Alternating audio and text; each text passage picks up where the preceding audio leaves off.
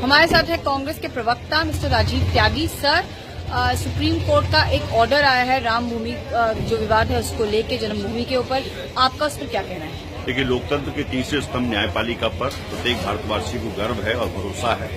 और सबसे बड़ी बात ये हम कहना चाहते हैं इसमें कि भारतीय जनता पार्टी से एक चौपाई आई है रामायण में, रघुकुल रीत सदा चली आई, प्राण जाई पर वचन न जाई।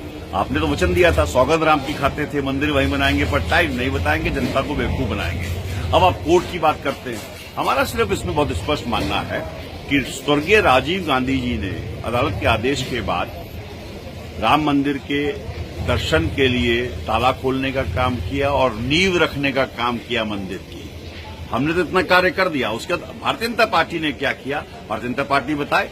दूसरा, ऑर्डिनेंस बहुत सारी चीजों पे लाती है भारतीय जनता पार्टी। राम मंदिर पे क्या रुख है, स्पष्ट करे। तीसरी बात बहुत स्पष्ट मैं कह देता हूं, देखिए, अदालत में सुनवाई अयोध्या में राम मंदिर बनने की है।